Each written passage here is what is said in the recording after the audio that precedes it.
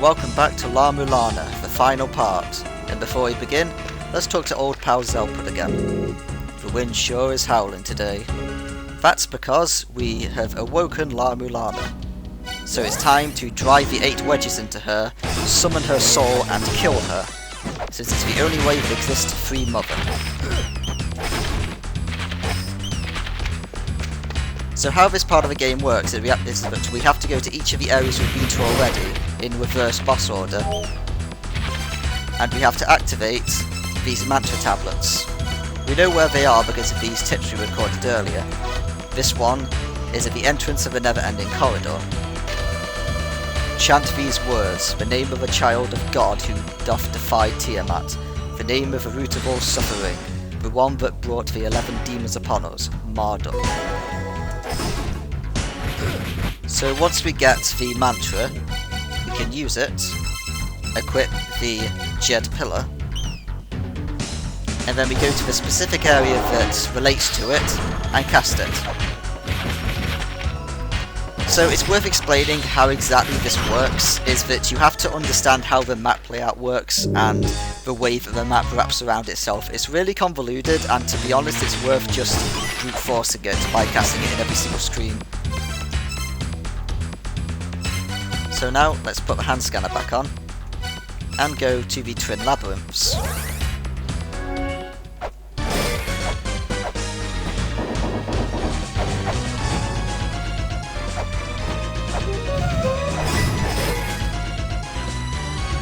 And in this room we get the next mantra.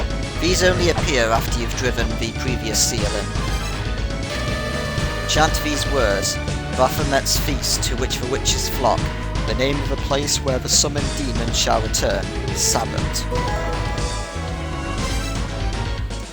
And now we're just going to teleport back here because it's the quickest way to the next location. So the solution to this one was the second mantra at the foot of the twins, and the one afterwards is at the side of Hell's Gatekeeper.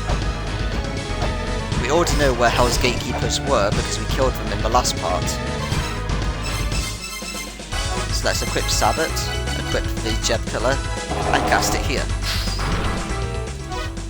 And now it's time for us to go to the Temple of the Goddess, or the Tower of the Goddess rather. Remember that this was the tower that the giants created in an attempt to send La-Mulana, their mother, back into the heavens. But of course, since she is the entirety of the dungeon, or the ruins rather, there was no way they would really be able to send her up with a part of herself. So that's why we need to kill her, as sad as it may be.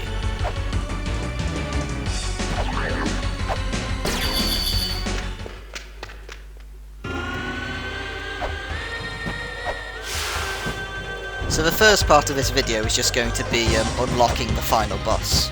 But of course it is very important.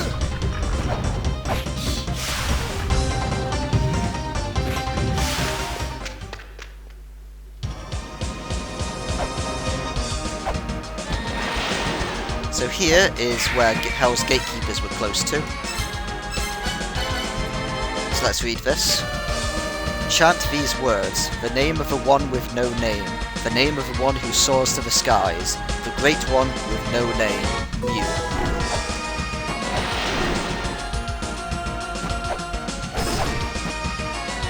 So a lot of these mantras will be referencing something previously done in the game.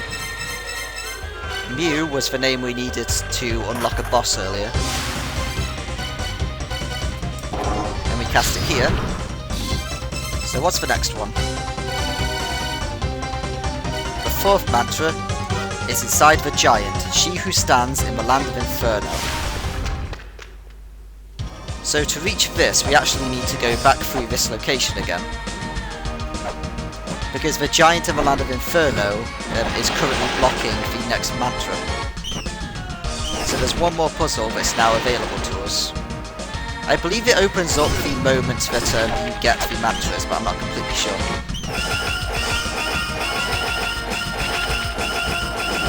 Oh, there we go. So we stand on this giant and we ride it all the way to the platforms. Of course bats can't hurt us at the moment. because we have the treasure that stops that.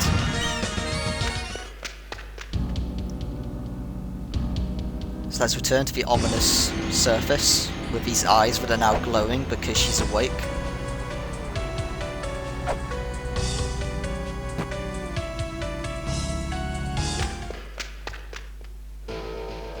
And we return to the unfun block puzzle. So we're just going to skip by this again by abusing invincibility frames.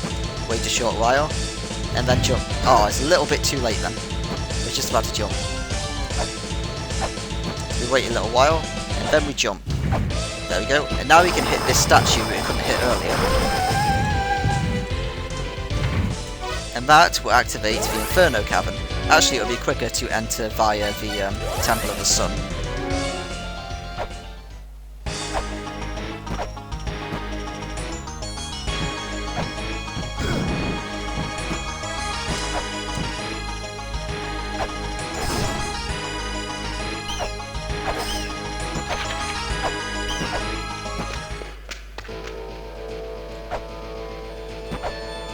So here is the giant statue that will now vanish since we've activated that dais.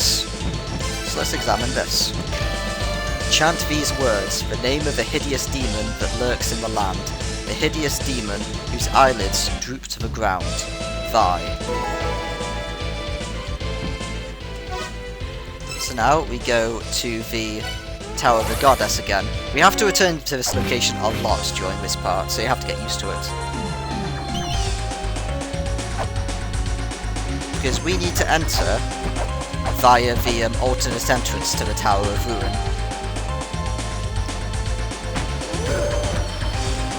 Which we access by jumping down here.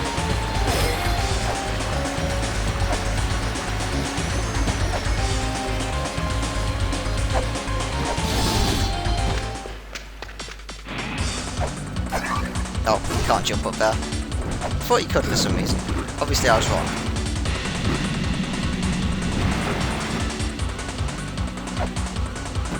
This is where we killed the succubi while we were trying to make the medicine in the last part. So Vi was the name, obviously, of the boss fight we fought here. So let's read what the next one was. So that was the fourth. The fifth mantra is below the goddess, at the foot of the goddess staring at the collapsed tower. And then it goes straight to the seventh. So we'll deal with that when we get there. For now, we need to once again return to the Tower of the Goddess.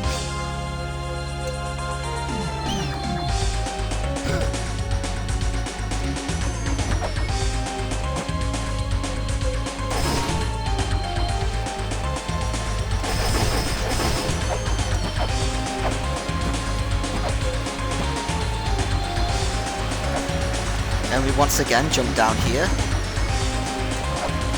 This part does have quite a lot of backtracking to it. Well, accidentally fell down a piece of glass, but we can climb up here, it's no problem.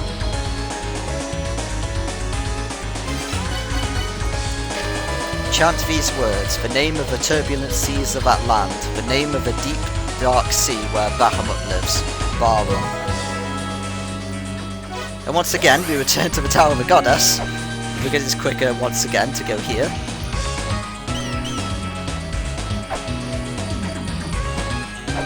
And in this room, we cast Barum. So there was no next area the last time we went through. It didn't give us a hint to where the next one was, the sixth one. So let's go back to where we actually found the mantras in the first place and see what's going on.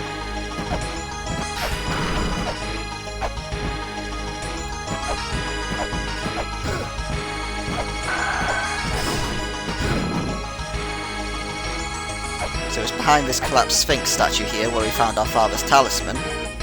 And here, the next one appears.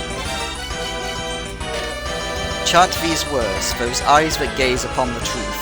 The name of those all-seeing eyes that grant divine protection, Wedges.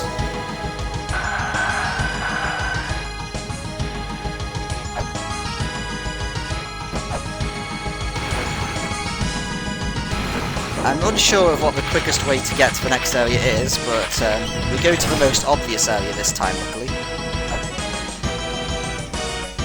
Which is where we fought Anubis. Some of these seem pretty much random and some of them actually seem to make sense. But again, it has something to do with how the maps wrap around and it's really awkward. And I only know that because I read it in the like a walkthrough manual thing. Personally, I just brute forced it. It didn't take too long to. Right, so let's jump down here.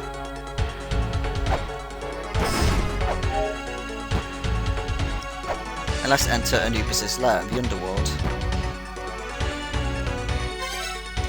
And while we're falling, let's just enter our menu and do some stuff. There we go. It works while you're falling. So what were the last two?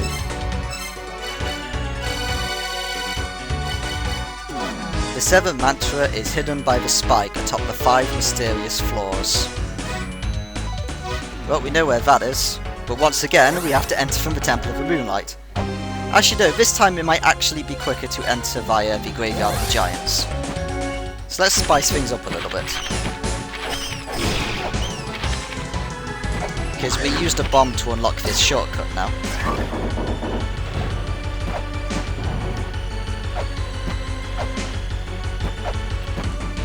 So if you remember from the puzzle we did up here, there were 5 falling platforms.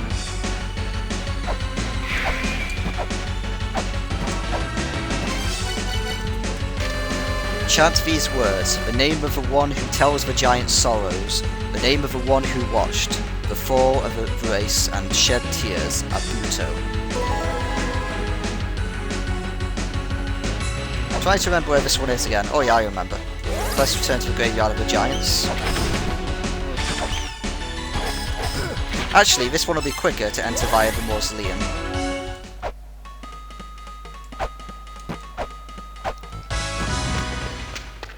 Because this entrance is closer.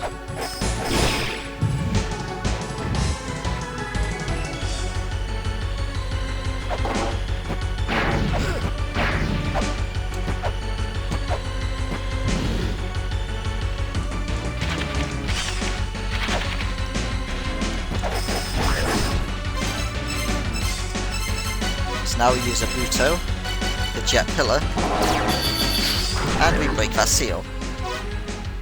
And the final one is back where it all began, the Gate of Guidance. And let's read the hint for this one. The last mantra is the Sign of Courage. Do you remember one of the very first puzzles we solved in this game, when we showed courage by jumping into a pit of spikes? That's where we have to return, right at the end of the game. I like that little touch. It's been a while since we were last here. Chant these words, the name of the one who started everything, and grant them eternal slumber as the last child with La-Mulana. And we recorded the new mantra, La-Mulana. That's how you know we're at the end of the game. Oh, we got an email. You're close to being done. Yeah, I'm close to being done, mate. Almost done. He's actually telling us about an additional area, but we're not going to do it on this playthrough. So he interrupted me while I was trying to think of what I was going to do. What I'm going to do is go to the Gate of Illusion. I do love that. I'm like right at the end and Zelpud emails me and he's like, are you done yet, mate? It's like, yeah, I'm done. Doing your job that none of you were able to do. And in this room where the mini-boss was, we cast the final mantra, La-Mulana.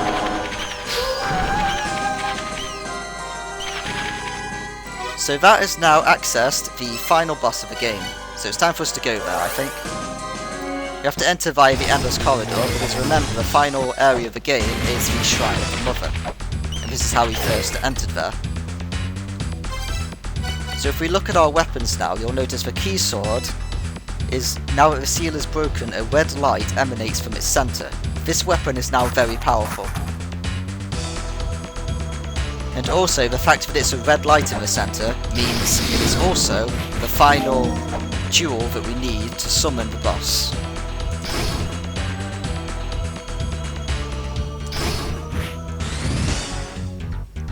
So we spent the first while of this area just collecting all the mantras. But at least now we're finally going to be making progress and actually killing the boss. Well, we're making progress all along, but you know what I mean.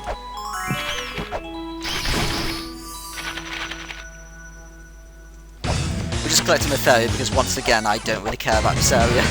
I'm just gonna take every hit I get and keep going.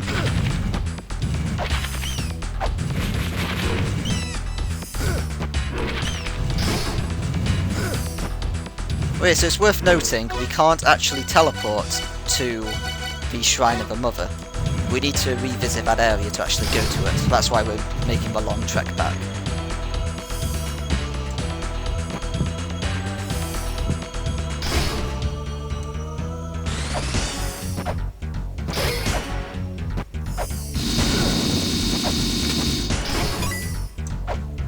I was tempted to add this the section where we were reciting all the mantras into the previous part to make the final part more action-based, but then I realised this is really what La-Mulana is all about. It wouldn't be a good idea to take it out. So here we are in the true Shrine of the Mother. And as you can see, there's clearly something different about this place, since Mother has now awakened. And the music here is amazing. And since this place is now shattered, we can actually go and access this dais we couldn't go to earlier in the game. I forgot if I actually pointed that out or not, or if I just meant to point it out.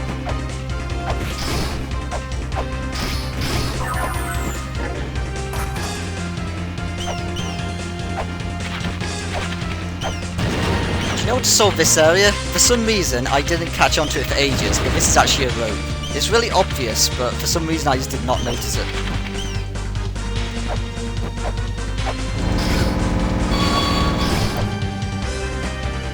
So you may notice here, that's one of the wedges the first time we're visiting, but it's shattered now. Since we've shattered all of the wedges, all the Guardian's power has been destroyed.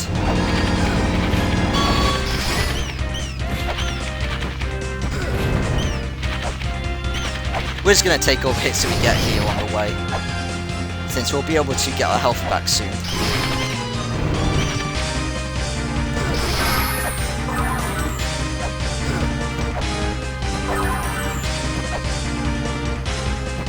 There's a ladder there that's just been sealed by what looks like a fairy stone.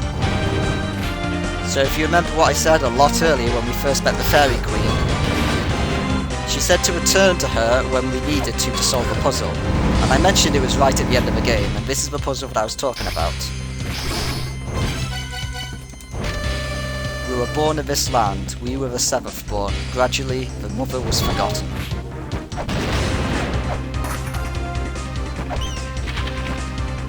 And here is Bahamut's room.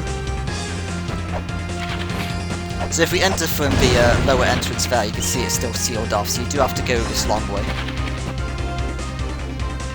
So it's worth saying that with the Lamp of Time we could actually run right past this boss without triggering him. But where's the fun in that? So it's actually easiest to just take the hits from this guy, from his flies, because the flies do barely any damage. Because then I can guarantee a hit each time he swoops down. It's kind of cheap, but you know, it's effective.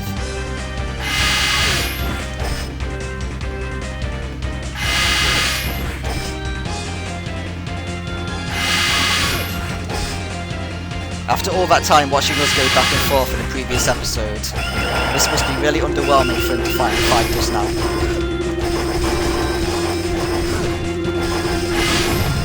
There we go, and that's the final mini-boss dead.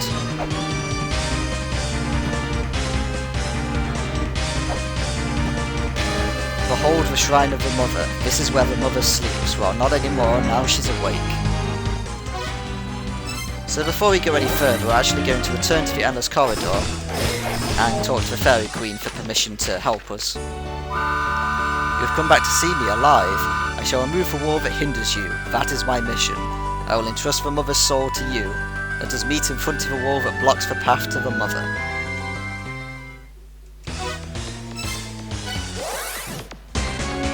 Now I'm quickly going to reset the game here.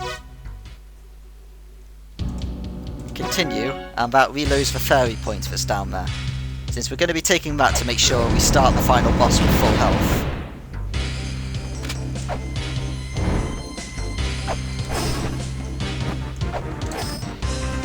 Since it's a final boss, we're going to need all the help we can get.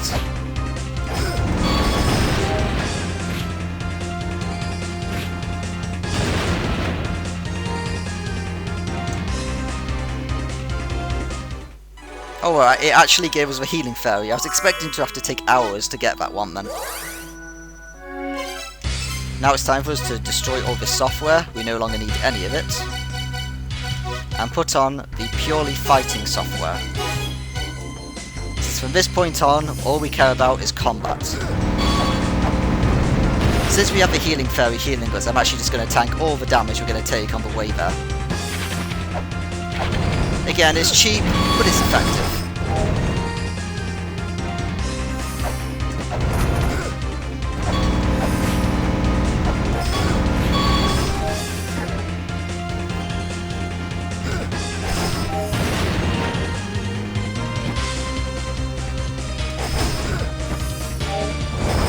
Hit this here to make any progress, which is a little bit annoying, but it's easy to figure out. And now all the fairies will gather, including the spare healing fairy, I guess, and unlock the final puzzle of the game. So here is Mother's room. We use all 4 seals to break it. And here's the final Ankh. And as we mentioned previously, also I'll show here, you can now notice that our chalice is glowing. That's from using all the save points in the game. And now we use our key sword to summon the boss.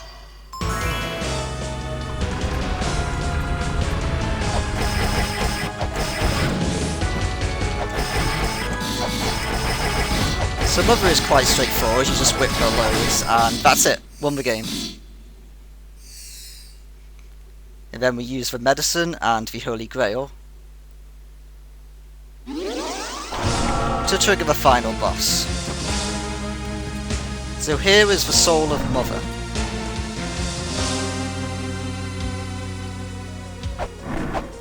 We just have to jump above her and then hit her with our samurai sword on the way down.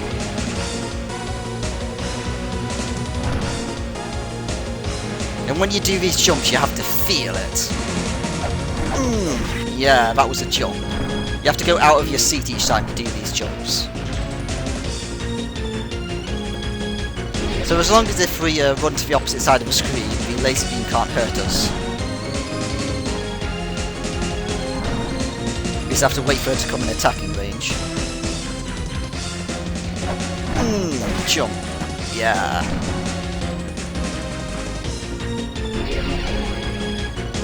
You can't make these jumps unless you really put your all into it.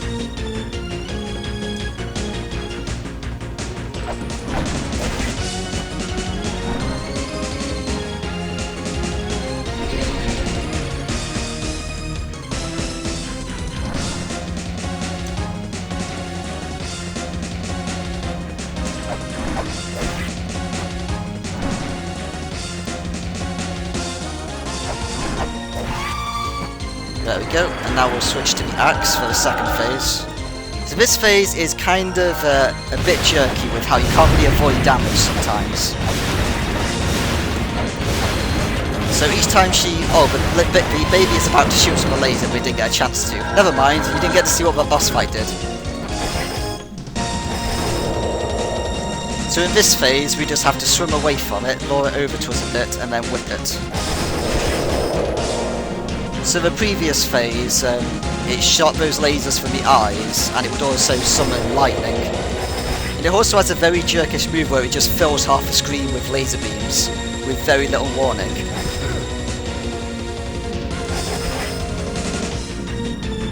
So when it goes too near the bottom, we'll just swim up for a bit and wait for her to come closer. There we go. And here is the final phase of a boss fight. She's in front of the split gate, so this is where we kill her.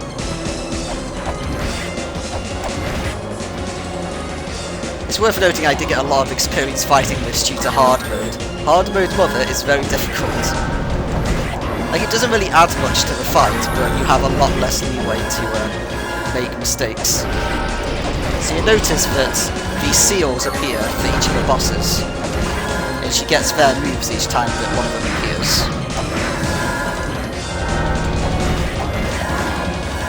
There's Bahamut spawning, so soon she'll do Bahamut's screen-wide attack.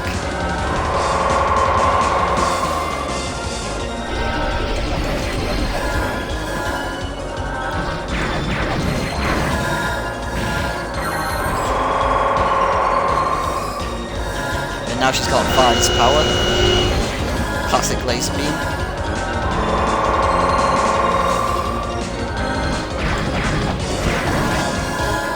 And now she's got Palanquis.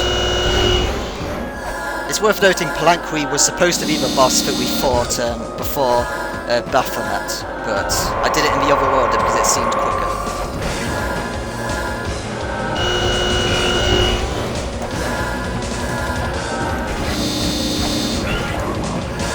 And now she gets Baphomet's moves. This is the worst one, because she will just summon random beams from the ground. And these can be quite annoying to dodge, like that. I was already jumping at the time, so I couldn't avoid it. And now she's got Tiamat's ability.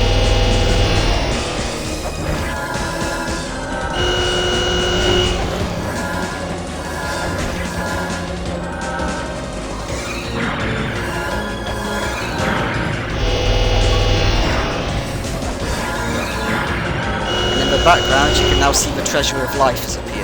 This means that she's close to death.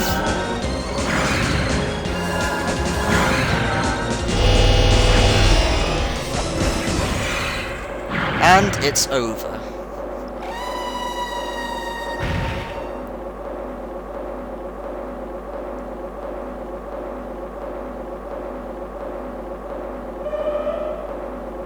Sorry, Mother, but we had to kill you. It was the only way to save you. That is such an upsetting death animation, I love it. And we obtained the secret treasure of life.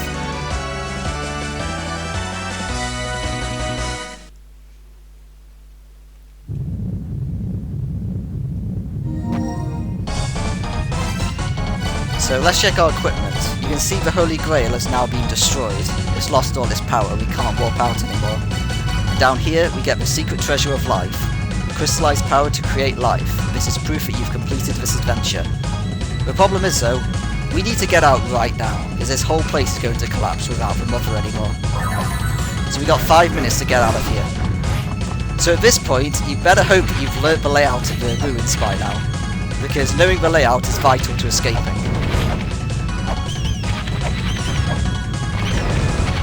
The main gimmicks to start off with is going back the way we came, so we have to exit through the direction we came from. If we try and go down to Bahamut, we won't be able to get out.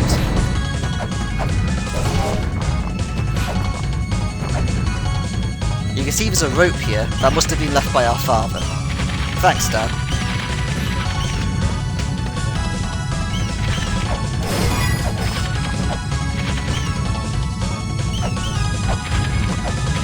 So we just need to make it back to the entrance in one piece. We do have enough time though, with a little bit to spare, so we should be fine. We can also take advantage of shortcuts, because remember the way that the ruins work, they all wrap around, including up and down, so we can quickly get out using that. Oh, there's one of the giants dying. You can see one of the seals there that indicates that the boss has been sealed away. We could take this pot to go into the waterway, but we won't do that because that's a little bit cheating. Because that gets us up a lot quicker. So we could escape, but first off, let's go over here. Because we're an adventurer, we've done this all for money.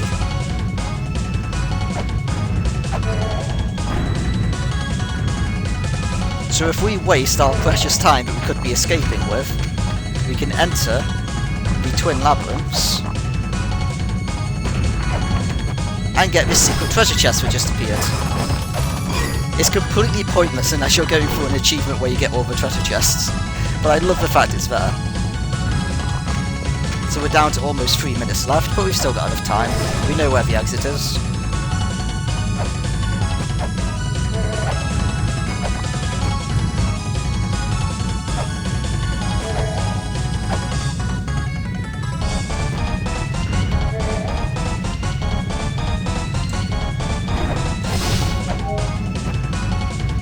So a lot of the platforms are breaking at the moment, like that one, that stops us going down there. But that's fine, because we don't want to anyway.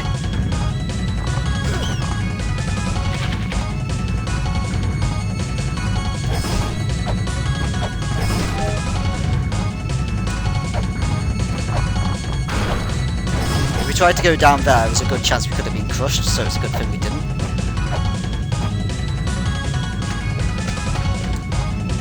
You see, we've still got almost 3 minutes left. We've got loads of time.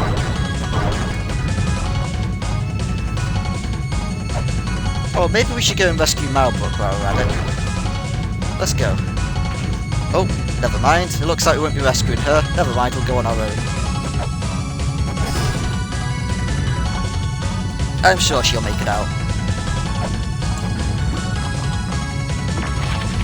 Come on, Lift. It's not like our lives are waiting on the line or anything. Thank you.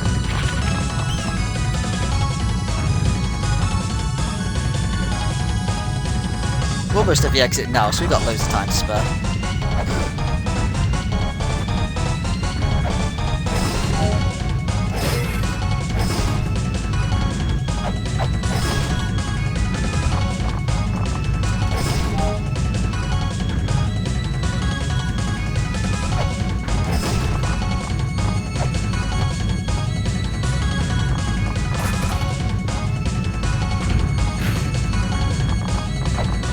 And we made it to the exit of La-Mulana.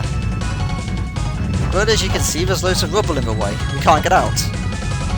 So we have to find another exit. We've only got 1.5 minutes to spare. Can we make it in time? I say we can. It was not helped by going the wrong direction there. We still have one hope left, and that is to find Malbrook.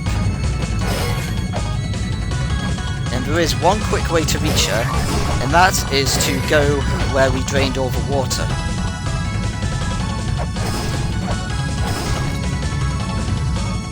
Come on, open up please. Yeah.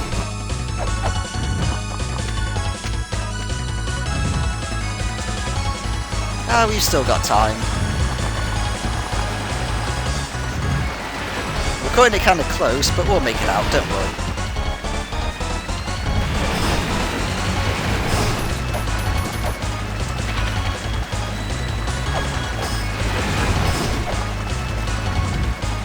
Down to the last minute. Extra time falling down too far.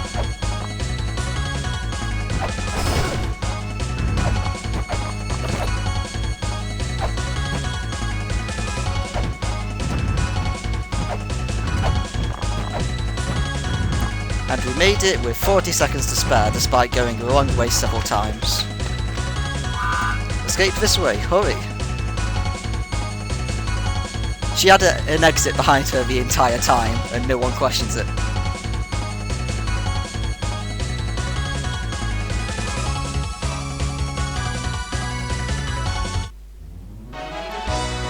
Congratulations! I love how you just stop to celebrate the fact you got the treasure before you run away. And that is the end of the normal mode playthrough of La-Mulana.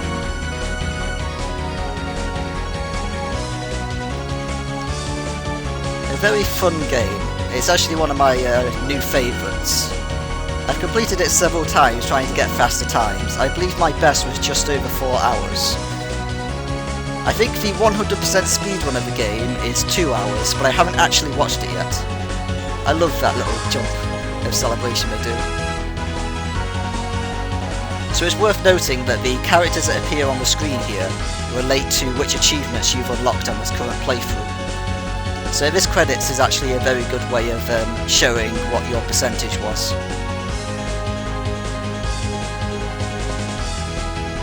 I don't know what most of them relate to, but I do know a few of them. Like the giant Argus guy there, he is for completing the game in under 10 hours I believe, or 20 hours. You can also see the fish in the background. That's the fish that we whipped a lot of times to get one of the gems earlier in the game. He appears only if you buy an item from him that you missed in a previous shop, which is why we originally didn't buy the guild from that first secret shop we found. I ended up off-screening that just because I was buying all the other off-screen items that we didn't buy earlier.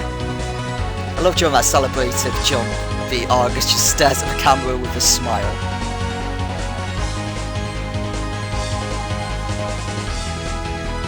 As I was saying, there is like a 2-hour 100% speedrun that I've noticed on YouTube, but I have purposefully not watched it. I really am interested in watching it, but I find the fact that my speedrun is in 4 hours to kind of incentivize me to want to find out how to make it faster without looking at all their like expert tips of probably exploiting the hell out of the game or just having a really good route. Because I'm always trying to think of how to make my route better and things like that, so it's one of those games I've actually found really enjoyable to speedrun despite being bad at it. So what we haven't shown in this playthrough has been the hard mode playthrough, where we kill every boss on hard mode, where they basically just deal double damage. And there is also an additional secret dungeon we didn't go to yet. I purposefully didn't show that place, because I haven't beaten it yet, and I thought that the one time I do beat it, better be when I do a hard mode playthrough of the game as a let's play or something, because I don't want to repeat doing Hell Temple. Because Hell Temple is terrible. For anyone who's familiar with Hell Temple, the one room that I keep getting to, that I have so much trouble with, is a room where you have to drop down, and there's spikes either side, so you have to jump side to side, and there's this like griffin-like enemy that will just randomly shoot feathers, and if they hit you, then you drop down into a pit. Oh, our dad just stole our treasure! What a jerk, let's go catch him. So that place is really easy to get knocked down, and then you have to fight like a gauntlet when you drop down to get back up to try again. And then the few times I've got past that room, there has been a really annoying, like, second room where you can randomly just get knocked straight back into the pit again. It's such a bad room. And there was Zelpud being angry because everyone was running off without him. So yeah, I haven't made it past Hell Temple yet, but one day I'll do it. And hopefully I'll record it at the time, otherwise I'll have to redo it, and I'm not a fan of that.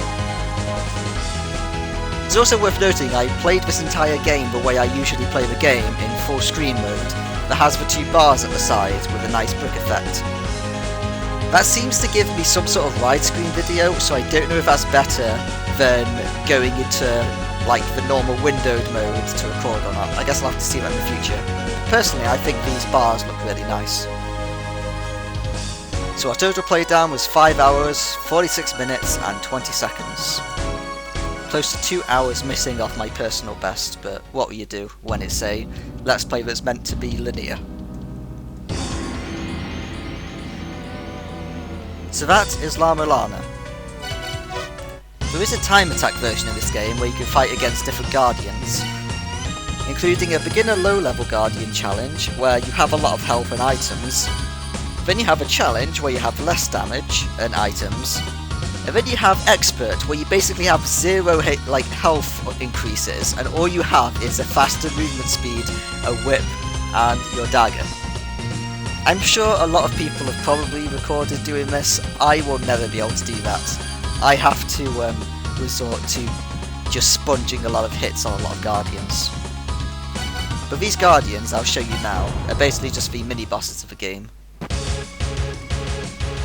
And everyone cheers us on, including Zelpud with his big fight message.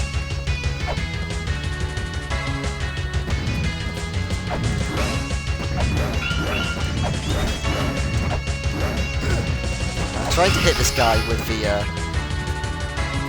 axe is just not a good idea. I'm going to go back to using the whip, because that's how you're supposed to kill him. There we go. So this is just a gauntlet where you just fight all these bosses. And it's got a nice remix of the introduction theme from the ominous starting cutscene. So I think I'll just do this unless the video length is already... well, that was quick. Unless the video length is already long, I'll just record this one. Yeah, so with this beginner playthrough, since you start with a chain whip, these are really not much of a problem at all.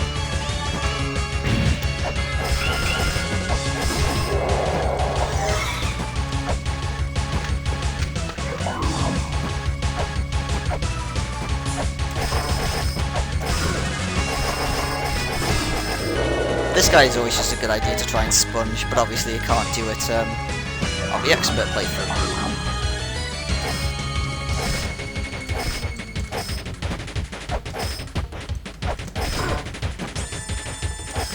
This guy's always annoying.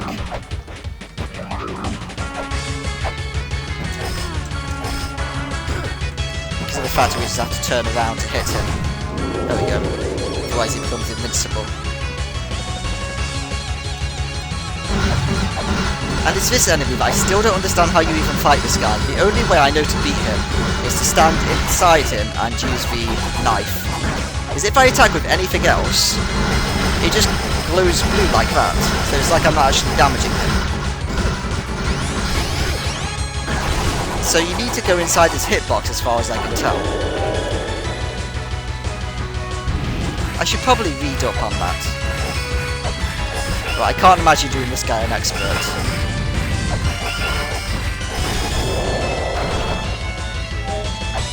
Just because I was so used to using the shakrams on him.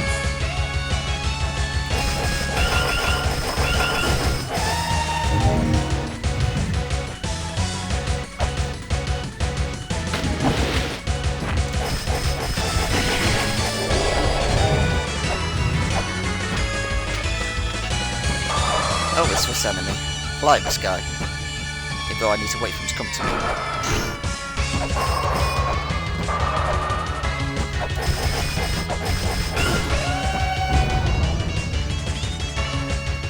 Time attack. Begin a low-level guardian.